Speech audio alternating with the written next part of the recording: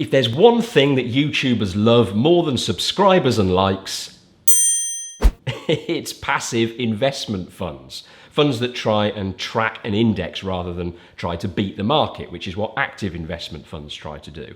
Add to this the active versus passive debate and things can get pretty heated.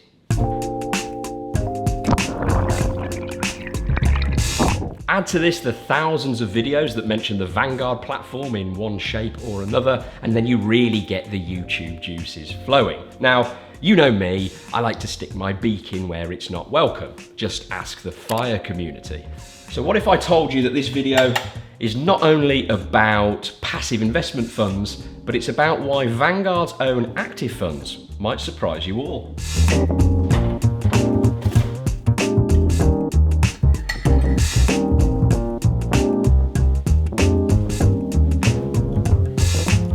Vanguard are best known for their passive investment funds, but the reality is they've actually been involved in the active investment fund sector for over 40 years. And if you go on their website, you can find them by using this filter here. Remember, passive funds are just trying to track market performance, whereas active funds are trying to outperform the market. One of their most popular fund ranges are the LifeStrategy funds, and I did a really detailed video on those previously, a link I'll leave in the description below.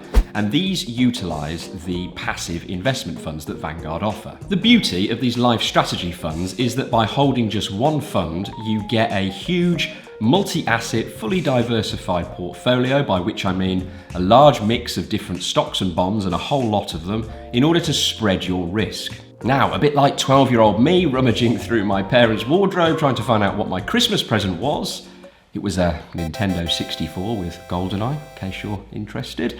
I've been rooting through Vanguard's cupboards to see whether we could achieve anything similar to the passive LifeStrategy approach with a more active market-beating fund. Blimey, those graphics haven't aged well, have they? Do you know, that's the first time I've noticed. How square are their hands? Look at that! How do you hold a gun?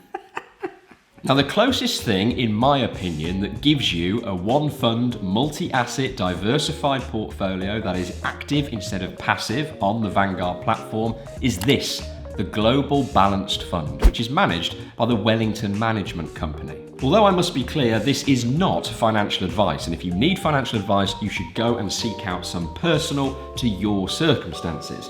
But I thought for the purpose of today's video, I would pop on my financial advisor hat. Here it is, look, this is my financial advice hat. I wear this to all my client meetings. I'm joking, of course. But I thought we'd compare these side by side, and I think some of the results might actually surprise you, and I'd be really interested to hear in the comments below what you think. Right, to the research lab. Look at that, seamless transition. Right, firstly we need to decide what, hang on, get rid of that. Firstly, we need to decide what metrics we're going to compare these funds to. So here's what I've decided. Risk, diversification or number of holdings, costs, and last but not least, performance. Right, the first thing we need to do is decide which LifeStrategy fund we're going to use to stack up against the Global Balanced Fund. It's weigh-in time and there's no point pitching Anthony Joshua up against Rey Mysterio. Props if you remember him. And the answer to this lies in the asset allocation, by which I mean the percentage split between stocks and bonds, as that essentially is what differentiates the different LifeStrategy funds from each other. The Global Balanced Fund holds about 64% in stocks, 31% in bonds, and about 5% in cash. So, in order to compare as best we can apples with apples, we need to compare it to the LifeStrategy 60% fund, as the equity content is broadly similar. Now that that's settled, let's start by comparing risk. Both the LifeStrategy and the Global Balanced Fund score a 4 out of 7 on Vanguard's risk scale. So, with either option, technically you're taking the same level of risk, and that perhaps is not too surprising given the equity percentage is broadly similar. Let's move on to diversification. We talk all the time, don't we, about not all eggs in one basket. So although you'll be choosing just one fund in this example, don't forget that each fund is spread across numerous different holdings.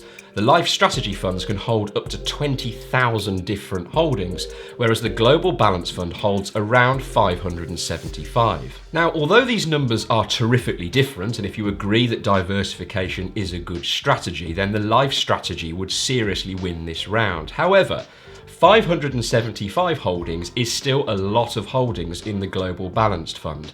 It's way more than any individual stock picker is likely to hold in their own portfolio, so don't see the Global Balanced Fund as a huge loser here. In fact, some people would argue that the LifeStrategy funds are far too diverse and it could water down the returns, and perhaps the more concentrated nature of the Global Balance Fund could improve performance, but we digress. So what about cost? We all know that investing is not free and we're going to lose some of our returns to costs.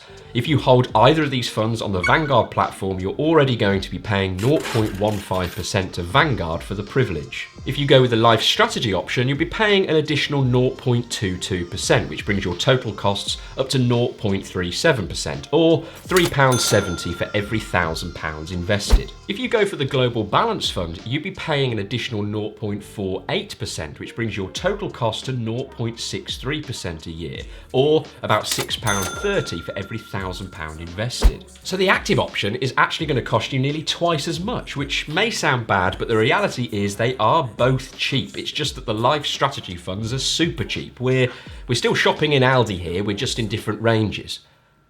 Does that analogy work? I'm embarrassed to admit I don't do a lot of the shopping. Now I'm going to say something potentially controversial here, which is costs don't matter.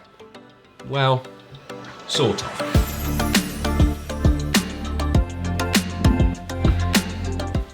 Are they important? Yes.